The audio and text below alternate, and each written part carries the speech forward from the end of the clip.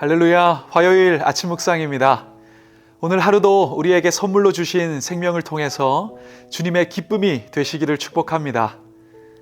얼마 전 외국에서 기독교 설교 컨텐츠를 제공하는 홈페이지의 한 대표가 아주 독특한 이야기를 하는 것을 들었습니다. 자기의 사이트는 알고리즘을 배제하는 시스템을 사용한다고 하더라고요. 대부분의 사이트들이 시청자가 관심을 가지는 컨텐츠와 유사한 것들을 계속 추천하고 제공을 해서 그곳에 오래 머물게 하는데 자기 사이트는 그걸 배제한다는 겁니다. 왜냐하면 시청자가 설교에 대한 편향성을 가질 수 있기 때문에. 어느 날 자신의 지인이 계속 원하는 스타일의 주제와 설교만을 보고 그와 다른 관점을 배척하는 모습을 보게 되면서 그런 결정을 하게 되었다고 하더라고요. 근데 자세히 보면 우리는 서로가 각자의 알고리즘, 즉 흐름과 관점을 가지고 이 세상을 살아가고 있습니다. 특히 사람들을 평가할 때 나의 생각과 과거의 경험을 기준으로 그들을 바라보고 읽어내며 살아갑니다. 하지만 오늘 본문은 그런 보통의 관점을 깨뜨릴 것을 도전하고 있습니다. 내가 바라보는 그 대상을 인간적인 관점이 아니라 주님의 관점에서 다시 바라봐야 한다는 것을 알려주고 있습니다. 오늘 본문 바로 이전까지 바울은 많은 부분에서 이스라엘을 책망했습니다. 행위로 의로움에 이르려고 한 그 어리석음에 대하여 지적했고 이스라엘의 변질된 그 행위 복음으로 성도들을 미혹한 그들을 강하게 질책했습니다. 또 하나님의 진노를 경고하기도 했습니다. 근데 만약 바울이 복음을 거절하고 완악한 모습으로 고집부리는 이 이스라엘을 인간적으로만 바라보고 해석했다면 그들을 어떻게 평가했을까요? 아마 그들의 모습에 대하여 신랄한 정죄만 쏟아냈을 겁니다. 사실 바울도 그 유대인들에게 얼마나 많이 고난을 받았습니까? 그런데 오늘 본문에서 바울은 그러한 이스라엘을 향한 전혀 다른 관점, 주님의 관점으로 그들을 향한 하나님의 계획을 이야기하고 있습니다.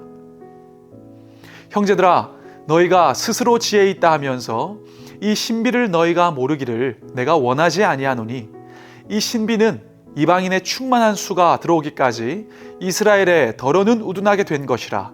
그리하여 온 이스라엘이 구원을 받으리라. 복음이 이방인에게 전해지는 과정에서 이스라엘이 더러 완악하게는 되었지만 구원받을 이방인의 수가 충만하게 되면 이스라엘도 놀라운 회복과 구원을 경험하게 될 것이라고 강조합니다. 그리고 이렇게 이야기하죠. 하나님의 은사와 부르심에는 후회하심이 없느니라. 비록 지금 이스라엘이 의심하고 넘어졌지만 그들을 부르신 하나님의 계획과 섭리와 사랑은 변하지 않는다는 것입니다. 바울은 이스라엘 민족을 지금의 상황과 상태로 정의 내리지 않았습니다. 언약의 관점과 주님의 시선으로 재해석했습니다. 그런데 중요한 것은 오늘을 살아가는 우리의 시선도 마치 그러해야 한다는 것입니다. 우리는 살아가면서 다양한 사람들을 만나고 여러 기준으로 그들을 평가하고 구분합니다. 근데 존 메가도라는 목사님은 이렇게 표현했더라고요. 주님의 눈으로 보면 세상에는 딱 두 부류의 사람들밖에 없다. 믿고 살아있는 자와 믿음이 없어 죽어있는 자. 그렇습니다. 잘 살고 있어도 그 속에 복음이 없으면 생명으로부터 뿌리가 뽑혀 있는 존재입니다. 그러나 비록 지금은 부족하고 볼품이 없다고 할지라도 하나님께서 붙들고 계시면 소망이 있는 존재입니다. 당시 이스라엘처럼 비록 넘어졌다고 할지라도 그럼에도 살아날 미래가 있는 존재인 것입니다. 그래서 우리는 모두가 그 복음 안에 있어야 하는 거죠. 하나님은 생명에서 끊어져 죽어가는 모든 사람이 복음을 듣고 절망에서 일어나 소망이 있는 그러한 존재로 살아가길 원하십니다. 그래서 성경은 이렇게 기록하고 있죠. 하나님은 모든 사람이 구원을 받으며 진리를 아는 데에 이르기를 원하시느니라. 그러니 여러분, 우리가 주님의 시선으로 이제는 익숙한 사람들을 낯설게 한번 바라보면 좋겠습니다. 그리고 만약 여러분의 소중한 그 누군가가 생명이신 하나님으로부터 뽑혀 있는 꽃과 같다면 가장 귀한 생명의 복음을 전하는 우리의 발걸음이 그러한 발걸음이 되었으면 좋겠습니다. 복음을 통해 생명과 이어지고 인생을 살리고 가꾸시는 그 하나님 창조주의 손에 붙들리게 되는 것보다 더 중요한 일은 없습니다. 한편 때로는 육신의 눈으로 나를 바라보면 오늘 본문의 이스라엘처럼 은혜 받을 자격이 전혀 없어 보일 때가 우리 스스로 보았을 때 참 많은 것 같습니다. 그러나 언약의 관점으로 보면 나는 여전히 하나님의 약속 안에 있는 사랑받는 자녀입니다. 그러니 과거의 영적 실패와 지금의 연약한 믿음에 낙심한 분이 있다면 다시 믿음의 삶을 시작하시고 쌓아가시면 좋겠습니다. 얼마 전 한 강연에서 인디언 부족의 성인식을 치르는 법에 대해서 들었습니다. 그 부족은 성인이 될 아이들을 옥수수 밭에 한 줄로 쭉 세우고 돌아가지 못한다는 규칙을 정한 후에 그 옥수수 밭을 통과하게 한다고 합니다. 이때 지나가면서 가장 크고 잘 여문 옥수수 한 개만 따오라는 숙제가 주어지는데 결과는 다양하답니다. 더 큰 걸 못 따서 막 아쉬워하는 아이도 있고 딸까 말까 망설이다가 못 따고 나오는 아이도 있고, 사실 아이들이 그 옥수수 밭을 통과하면서 가장 큰 옥수수를 딸 확률은 거의 없죠.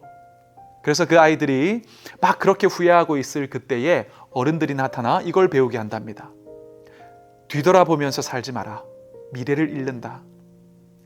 여러분, 오늘 말씀처럼 하나님의 부르심에는 후회하심이 없습니다. 우리가 어떤 모습, 어떤 처지에 있든지 우리가 연약하고 깨어져도 우리를 향한 하나님의 긍휼과 은혜는 취소가 되지 않습니다.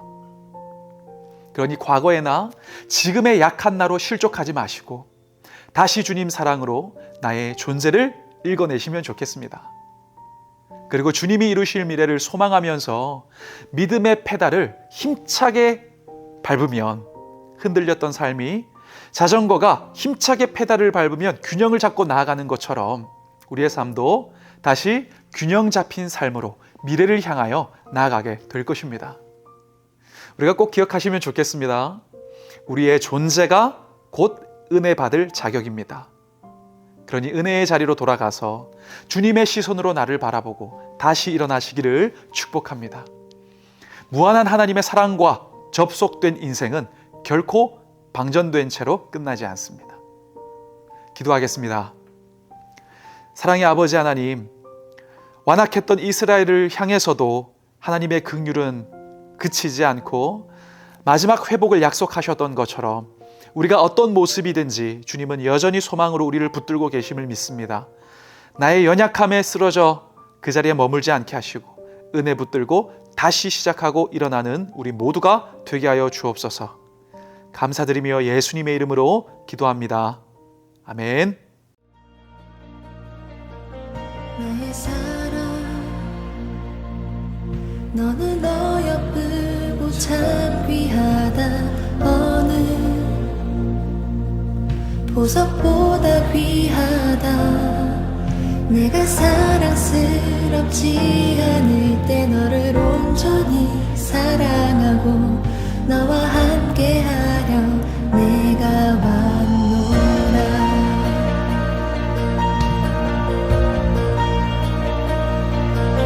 주의 사랑, 이 사랑은 결코 변치 않아. 모든 계절 돌보시네. 푸른 마르고 꽃은 시드나 주의 말씀은 신실해. 실수가 없으신 주만 바라라.